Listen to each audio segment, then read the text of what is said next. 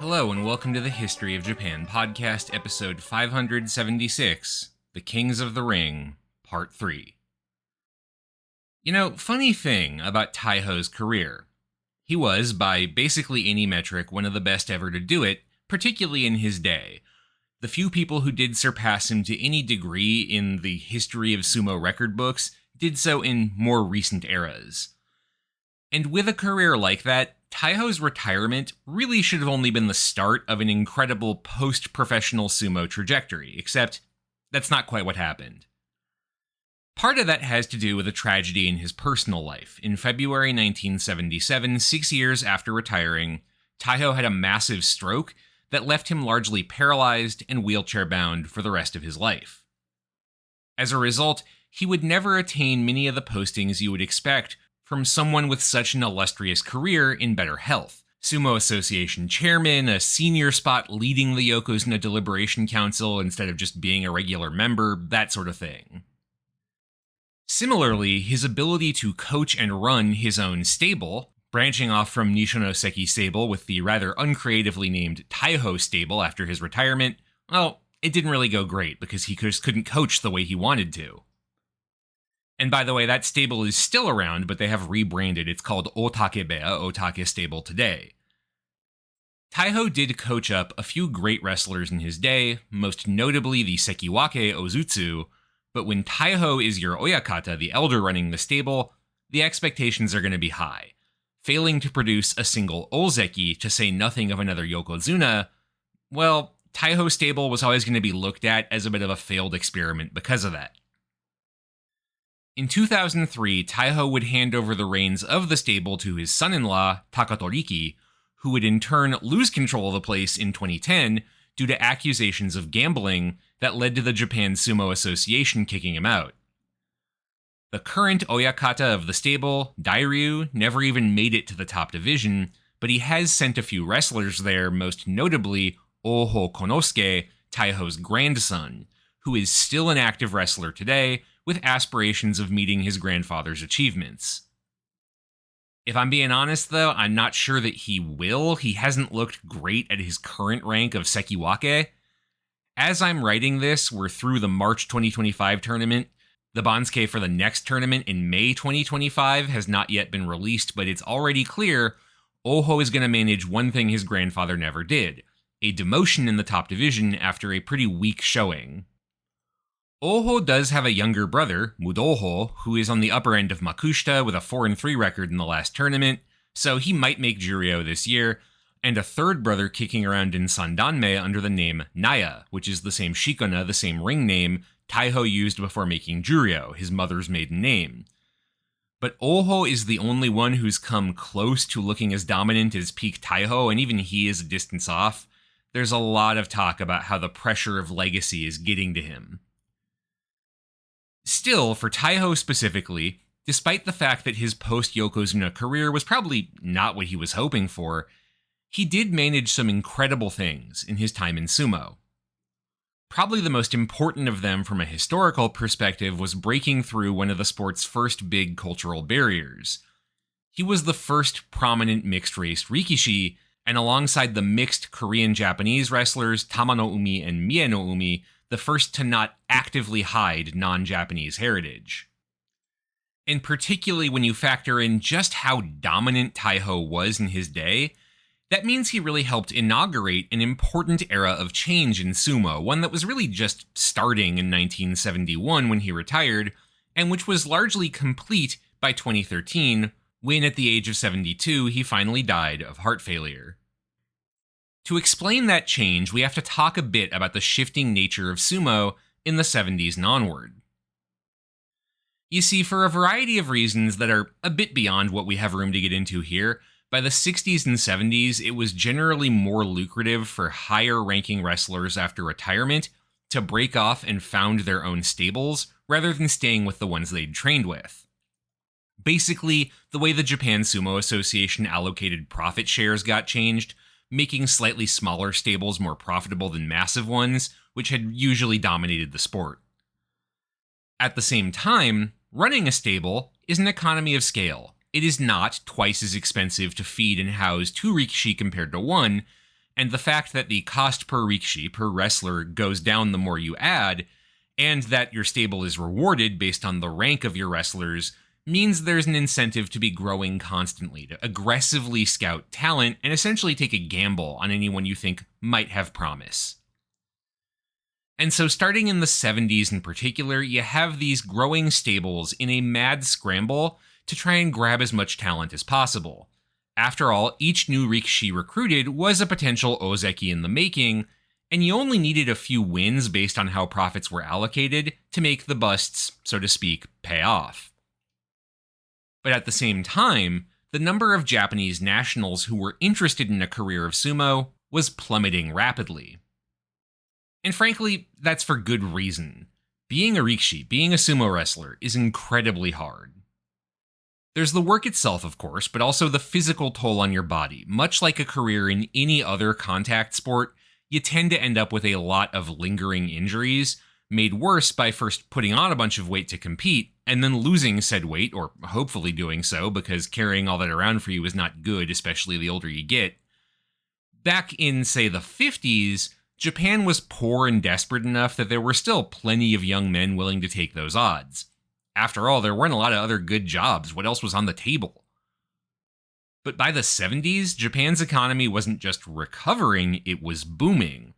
And while I'm sure plenty of us complain about our desk jobs, we also don't have to get up at 5 a.m., get the absolute crap walloped out of us, develop a bunch of lingering injuries and health problems in order to do those desk jobs. Or, ideally. If you do have to do all that, I'm very concerned about what kind of desk job you're doing. So fewer and fewer young Japanese men wanted to do sumo as a career as a result. They were still fans, but the life of a rikishi is a lot harder than the life of a salaryman. After all, sure, if you made the high ranks in Maegashira or one of the Sanyaku champion ranks, you could make serious bank, but by definition, most people never made it that high. There's only about 40-ish of those slots in the sport. Taking a desk job at Sony or whatever, a lot safer. And so stables had to start looking elsewhere for recruits. And I do think it's in part because of guys like Taiho that those stables were more open to the notion of going elsewhere, outside of Japan. And that brings us really to the second half of the stories I want to tell. 3 intertwined stories that are hard to separate from each other in any meaningful sense, though as we'll see, one of them is a bit more prominent than the others. These 3 intertwined stories start at the end of the July 1972 tournament, when, as always, a new champion for the top division was crowned and received the so-called Tennohai, or Emperor's Cup. So-called because it was donated by then Crown Prince Hirohito when the Japan Sumo Association was first set up in 1925. However, unlike most other victory celebrations for the top division winner, after the presentation of the cup, a telegram was then read aloud by one of the gyoji, one of the referees, on the dohyo. Quote, "Dear Jesse, I was delighted to learn of your string of victories in the Nagoya Sumo Tournament, and I want to express my personal congratulations and those of all Americans. I understand that your sincere dedication to this sport has won you the admiration of your Japanese hosts. Your performance has also won the admiration of your countrymen. Again, my congratulations and best wishes for your continued success. Sincerely, Richard Nixon." That's right, I bet none of you saw the surprise Nixon cameo coming, so what's old Tricky Dick doing here?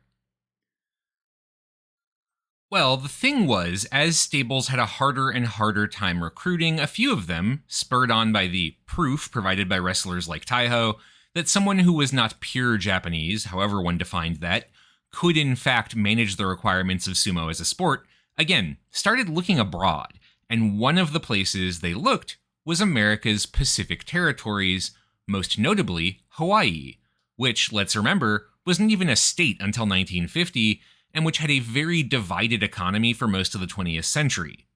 Wealthy white families extracted a lot of the island's wealth from sugar and coffee farming, relying on the labor of indigenous Hawaiians and other non-white laborers. Japanese Americans were actually a particularly common source of labor, to the point that by the time of World War II, 1/3 of Hawaii's population was of Japanese ancestry. That's also why Hawaii actually wasn't subject to the massed incarceration of Japanese American citizens during World War II. Without them, the island's economy would have crashed, and at any rate, imprisoning a third of Hawaii's population in such a small area would have just been impossible.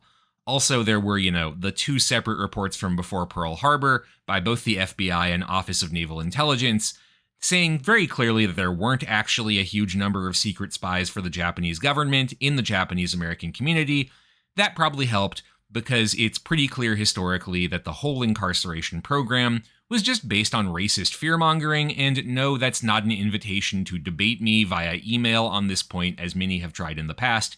The facts just are what they are, and you just have to live with it. Anyway, what this means is that Hawaii both had a large number of economically desperate families for whom sumo could be a way out of poverty, and a Japanese American community that would give sumo some wider exposure thanks to amateur clubs and things like that. And that's exactly how the aforementioned Jesse, or more properly, Jesse James Wailani Kuhaulua, got into sumo.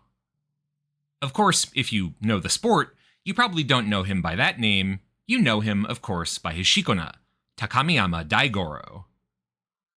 Now, the story of how Takamiyama, who was born on Maui in 1944, got into sumo is the sort of thing that really could only happen in a place like Hawaii in the 1940s. Takamiyama is of Hawaiian ancestry, and like a lot of Pacific Islander guys, he is big. At the start of his career, a towering 190 centimeters, that's about 6 foot 3 inches. His initial weight when entering sumo was 280 pounds, or 127 kilograms, but he'd get that quite a bit higher as he bulked up for sumo. His peak weight was 204 kilograms, or 450 pounds. Despite that, he is, as I'm writing this, still going strong, about to celebrate his 81st birthday in a little under 2 months.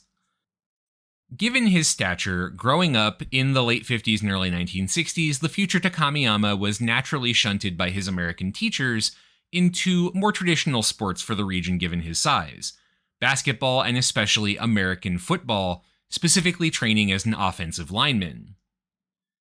If you are unfamiliar with American football, the job of the offensive line is essentially to protect your team's quarterback during a play by pushing or physically blocking defenders from getting to him. It's a role that requires a lot of power and flexibility, while also being bulky and stable enough to avoid being moved back yourself.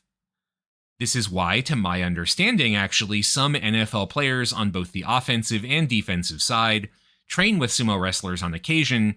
There's some pretty great videos of Dallas Cowboys defensive linebacker Micah Parsons going to Tokyo and getting smoked in some training drills by a few rikishi. Anyway, Jesse, or Takamiyama, had the build for offensive line play, but he had weak knees and hips, and so his football coach, who was familiar with the local Japanese American community because, given Hawaii's makeup, it was mathematically quite hard not to be, suggested that he join an amateur sumo club to work on strength building. From there, of course, it didn't take long at all for people to start noticing that, hey, this guy has the build and the potential to go pro. And the amateur clubs in Hawaii were, and still are, connected enough to the sport back in Japan that they occasionally got visitors from the major stables who would come run a practice or something like that. One of those visitors was the highly prestigious Maedayama, the 38th yokozuna of sumo and, post-retirement, the head of Takasago Beya, the Takasago stable. Maedayama, of course, saw this kid had potential and made him an offer for a spot at Takasago Beya, and in 1963, as soon as the future Takamiyama graduated high school, he hopped on a plane to Japan to start training. Takamiyama's career was pretty damn impressive once he made his debut in May 1964, though not on the caliber of Taiho's. If you are wondering, I did look it up, and Taiho and Takamiyama met a total of 11 times in their respective careers, and Taiho won every single match.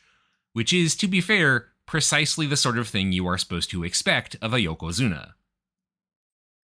To be fair, can you beat peak Taiho was thankfully not a promotion requirement because otherwise there would be nobody left in sumo at all, and Takamiyama made a strong and steady climb up the ranks of sumo. He made it to the top division by the New Year's tournament of 1968 and would cap out at his highest rank of Sekiwake, the second highest of the Sanyaku, the 3 championship ranks. And of course, in 1972, he would win the July tournament, the first person with no Japanese ancestry or citizenship at all to do so, receiving the congratulations of Richard Nixon in the process. And I don't want to seem like I'm downplaying these accomplishments. Making Sekiwake, taking even a single top division championship, that's hugely impressive. I cannot stress enough that this by itself is something the vast majority of people who compete in Grand Sumo never manage. Takamiyama had, by any measurement, a good career. But it was never great or legendary, and throughout his career, Takamiyama was always viewed as physically impressive, but lacking the final piece needed to put it all together: technique and technical skill. He did, however, have grit in spades. He still holds the record for the most consecutive bouts in the top division of sumo. In other words, the most matches in the Makuuchi division without withdrawing for injury-related reasons, at 1,231 matches, not missing a single one from 1968 until his retirement in 1981. And before any of you angrily email me about, hey, didn't Tamawashi just break that record? No, Tamawashi broke the record for the most consecutive career bouts overall, 1,688 matches from 2004 on, but he didn't make the top division until 2013. He's still 184 matches, a little over 12 tournaments, or 2 years from now, from taking on Takamiyama's record. So if he can keep going until he's almost, 43, then yeah, he has a shot at it. Anyway, Takamiyama picked up 11 sansho, special prizes given at the end of top division tournaments, over his career, but none of them were a ginosho, a technique prize given out for technical skill. He was always perceived as relying on raw strength, being unable to deal with trickier opponents who could get him off balance using throws. Now, I'm not familiar enough with the technical side of sumo to say how fair that is. I have to admit, I see plenty of Japanese top division wrestlers who stay away from trying those technical throws and never get called out for lacking technique in quite the same way. And so I kind of suspect part of the Takamiyama didn't have great technique discourse comes from his heritage and not just his skills. But to be frank, also, Takamiyama's career specifically, which did continue until 1984 when a nasty elbow injury saw him bumped all the way down to Juryo and then retire, that's not what people remember Takamiyama for. What they remember him for is what came next. By the time he retired in 1984, Takamiyama had been involved in pro sumo for 20 years. He'd married a Japanese woman, taken Japanese citizenship, and upon retirement received elder stock in the Japan Sumo Association, and thanks to his long career had the right to set up his own stable. That stable, called Azumaseki Bea, would become one of the most important in modern sumo history, because of 2 of the men who would train there under Takamiyama, though they would call him Azumaseki Oyakata, literally Father Azumaseki, or more informally, just Boss. Their names are Saleva'a Atisanoe and Chad Rowan, but again, nobody knows those names. If you've heard of them, it's probably as Konishiki Yasokichi and Akebono Taro. Let's start with Konishiki, who was born in 1963, so 19 years younger than Takamiyama, 6 years older than Akebono. You can think of Konishiki and Akebono basically as the next generation of Hawaiian sumo wrestlers after Takamiyama. And indeed, Konishiki in particular has talked a lot about looking up to Takamiyama as an inspiration. And as a side note, Konishiki is also the only person we're going to talk about in this series who I've met personally. Now that he's retired, he does touring exhibitions in the US to build interests in sumo. Also, he plays ukulele music, and you can find his albums on Spotify. Honestly, dude has a great voice, and in my experience, absolutely lovely human being. I doubt he remembers me, but from what I saw, cool dude. Anyway, Konishiki's family are from American Samoa, one of the overseas unincorporated territories of the United States, meaning they are not strictly US citizens, so for example, American Samoa doesn't get electoral votes in the American presidential election. But as residents of an unincorporated territory, people from American Samoa do have movement rights within the US, and so Konishiki's family came to Hawaii for work, where the future Konishiki was born. And since by 1963 Hawaii was a state, this also made Konishiki a US citizen by birthright. As Konishiki would tell it himself, he was recruited to sumo by pure happenstance.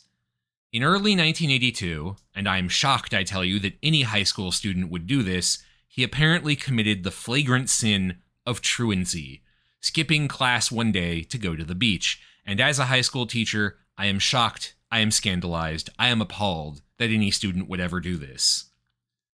And while at the beach, he drew the attention of a local sumo amateur, which, of course he did. Konishiki, even today, looks like he was built for sumo. He's a bit over 6 feet tall, 184 centimeters if you're wondering, and like a lot of Samoan men, he is built like a freight train. At his peak during his career, he weighed an insane 600 pounds, 287 kilograms for the metrically inclined. There is a reason that in his day, one of the more common, somewhat disparaging nicknames for Konishiki was the dump truck. Honestly, I'm genuinely shocked the man has any cartilage left in his knees after putting that much stress on them. Anyway, this local sumo amateur convinced Konishiki to come by a couple of amateur practices, and was also a distant relative of Takamiyama and reached out to him. Takamiyama, who was always involved in this sort of arms race between stables to scout for talent, of course, came out to Hawaii to see this impressive kid, was very impressed by him, and convinced the future Konishiki to fly out to Japan as soon as he turned 18. Takamiyama actually hadn't quite retired by this point. He was still a part of Takasago Bea, but he was willing to help recruit for that stable, and also was probably thinking that when his retirement came and he set up his own place, he could, and he was right, take Konishiki with him. Now, Konishiki's sumo career was pretty incredible, and his potential was recognized very quickly. His shikona, his ring name, was a testament to that. It was given to him while he was still at Takasago Bea and has a lot of history to it. He is technically the 6th Konishiki Yasokichi, with the first one being the 17th ever Yokozuna, who helped found Takasago Bea in the first place. It's a pretty big vote of confidence in someone to give them a shikona associated with a Yokozuna, to say nothing of a Yokozuna who founded your own stable, and Konishiki would justify that pretty damn well. After he made his debut in Maezumo in July of 1982, it would take Konishiki only 8 tournaments to reach Juryo, the second highest division, the one where you fight all 15 days of the tournament, actually get paid, all of that. It would take him just 3 more to reach the top division of Makuuchi, and it's here that Konishiki's career gets absolutely fascinating. Because on the one hand, he is going to do some things that are just incredible, but on the other hand, his record's always going to be a bit marred, and he'll never make it quite all the way to the top. So when he started sumo, Konishiki was infamous for what is called oshizumo, or pushing sumo. This is one of the 2 major types of sumo technique, and as the name implied, it involves pushing and thrusting your hands at an opponent to knock them off balance. Remember, you can hit your opponent. Close-handed strikes, kicks above the knee are not allowed, but it's perfectly legitimate to, for example, open a match with what is called a harite, a slap to your opponent's face to surprise and daze them, and then to smash into them at full speed and just push them over. Given his size, and for that size his remarkable agility, Konishiki was incredible at this, and early in his career a lot of people just couldn't figure out what to do about it. And I mean a lot of people. He made the top division in 1984, and in short order would dispatch not 1, not 2, but 3 Yokozuna in separate matches, Chiyonofuji, Takanosato, and Kitanoumi, earning him 3 of what are called kimboshi, gold stars, awarded to rank-and-file wrestlers who beat a Yokozuna, and in doing so earn a permanent salary bonus. Beating the Yokozuna Chiyonofuji in particular was huge. Chiyonofuji was the yokozuna of the mid to late 80s, the one who brought weight training to the sport, who relied on technical ability, flexibility, and strength, who looked more like a model than what most people picture as a sumo wrestler.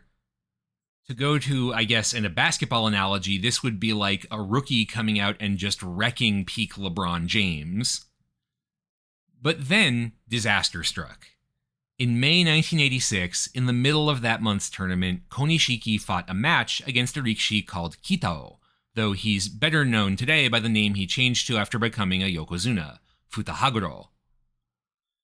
By this time, Konishiki's opponents had adjusted to his thrusting heavy style and started to be able to beat it, forcing the big man to rely on the other repertoire of sumo techniques, yotsuzumo, or 4-point sumo, which is when you attempt to throw your opponent using the mawashi, the belts they wear. The name comes from the hands of the two wrestlers, 2 each contact points on the opposing wrestler, so 4 points of contact that are the fulcrums for the throws. Konishiki tried to use his yotsuzumo to lift the future Futahaguro, and his knee couldn't take the weight and basically just shattered. This was Konishiki's second major injury. The first happened to him when a chair in his training stable, unable to support his weight, broke under him and damaged his hips. Shockingly, despite this really bad knee injury, he only missed the rest of the May tournament and all of the July one.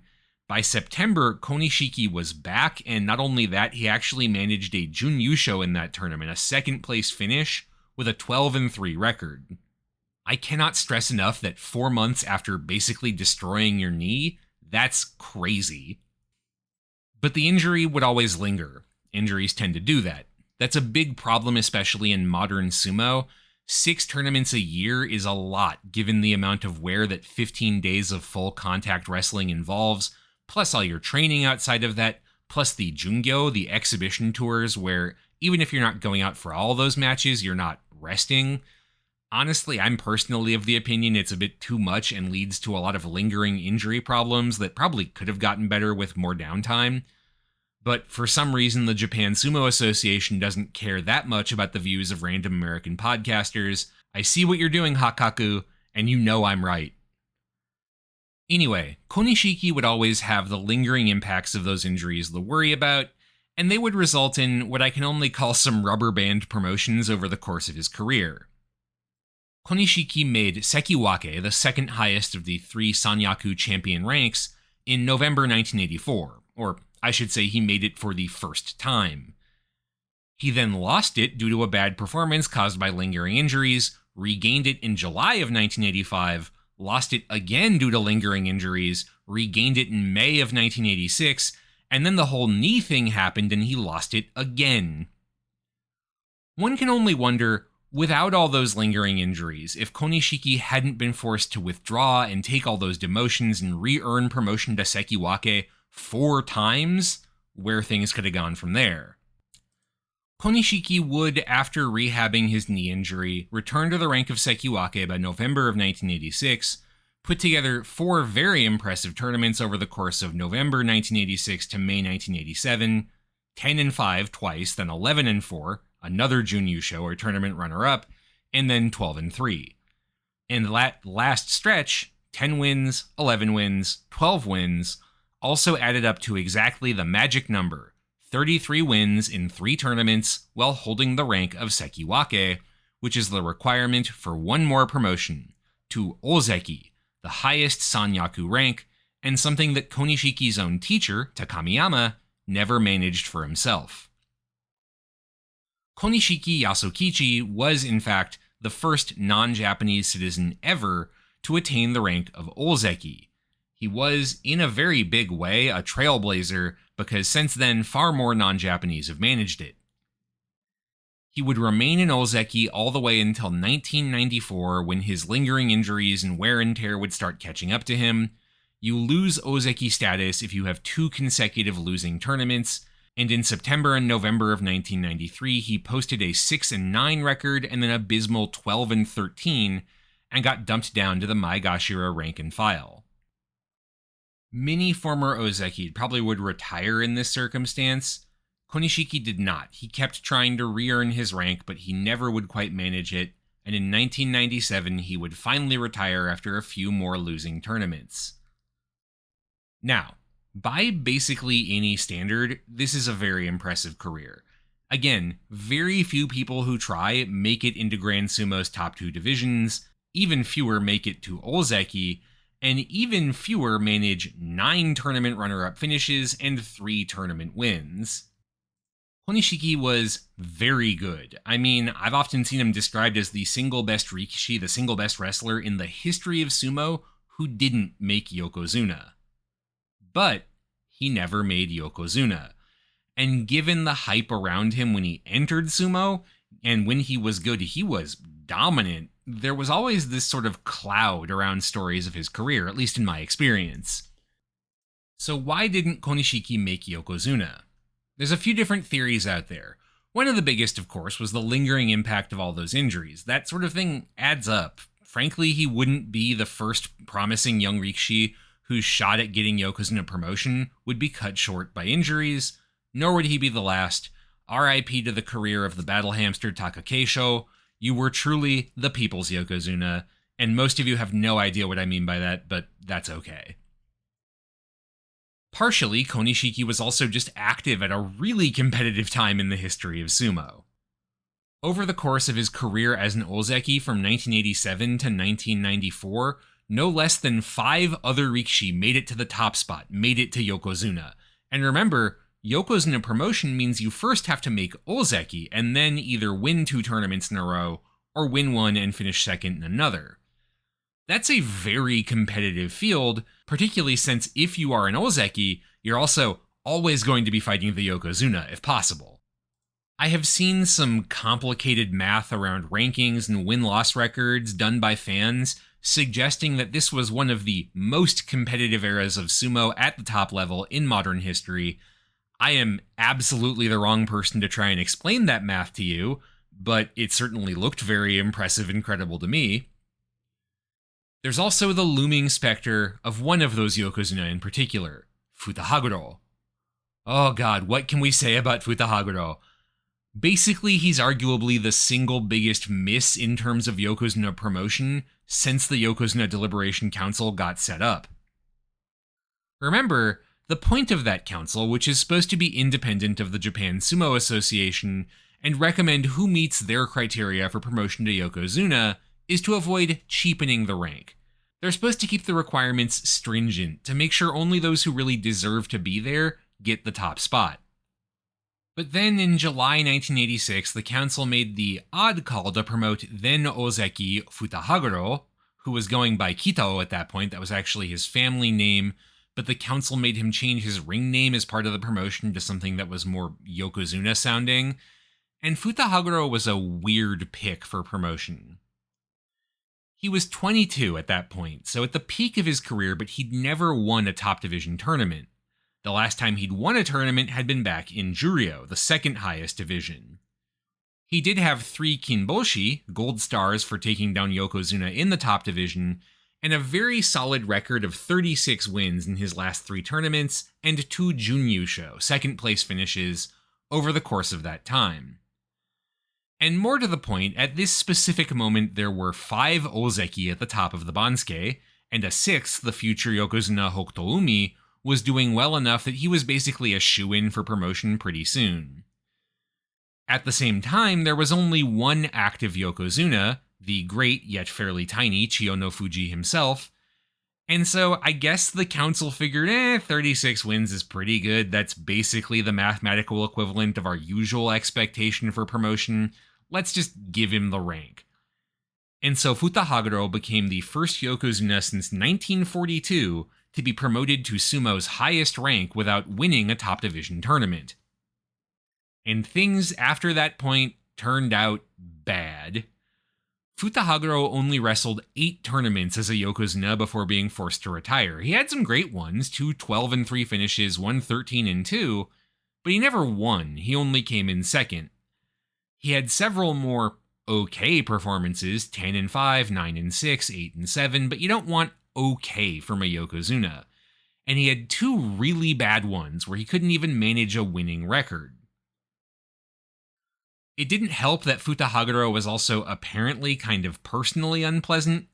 Yokozuna receive attendance from their own stable, wrestlers who help them with all the ceremonies they do before tournaments, and several wrestlers from Futahaguro's home stable of Tatsunami refused to work with him because he was apparently pretty abusive towards them.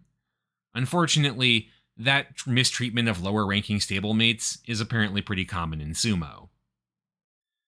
That would have earned him some disapproval, but frankly, even today, I don't think the Japan Sumo Association takes that sort of thing very seriously. What they did take seriously was the fact that when Futahaguro's coach, Tatsunami Oyakata, the head of the stable, confronted him about it, Futahaguro didn't back down. He argued with his stablemaster. It's unclear what exactly happened at this point, but Tatsunami Oyakata then basically disowned Futahaguro, and at that point the Sumo Association stepped in and made him retire. Futahaguro would go on to join Japan Pro Wrestling instead, and had a brief stint as an actor in a Jean-Claude Van Damme movie as well.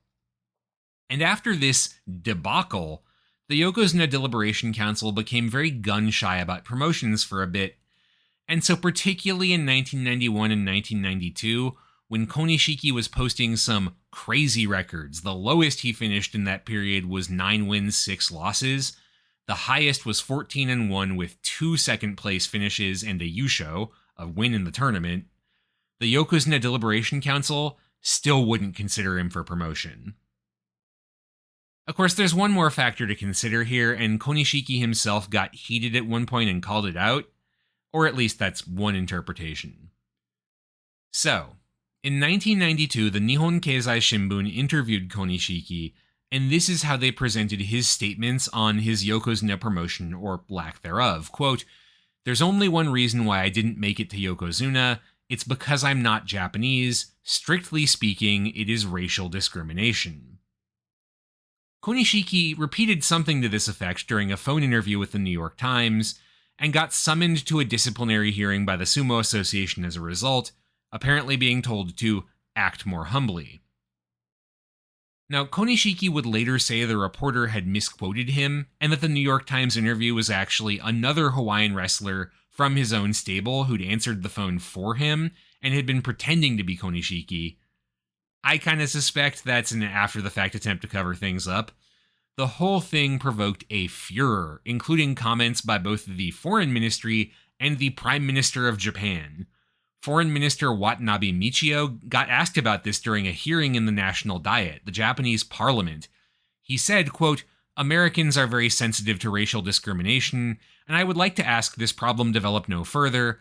I regret a minor thing caused misunderstanding and developed into a major clamor." We're going to talk a bit more about this next week when we get to the first American who does make Yokozuna, but did racism keep Konishiki from being promoted? I don't know that I can answer that question. Certainly, I do think the vague accusations of lacking character that are sometimes used to deny promotions in sumo are just vague fudged criteria used to play favorites. But at the same time, next week, we'll look at Konishiki's career, his perception in a little bit more depth now that we've covered the breadth of it, and we'll look at his friend and stablemate who did in fact make the top job, and become the first foreign Yokozuna in Japanese history. Who he was, how he did it, and how that reflects the changing face of Japan's national sport, starting next week. For now, that's all for this week. Thank you very much for listening. This show is a part of the Facing Backward podcast network. You can find out more about this show at facingbackward.com. You can also support the network on Patreon. Special thanks to new patrons Larry, Mark, Dane, and Nick for donating to support the show. Thanks again for listening, and I'll see you next week for part 4.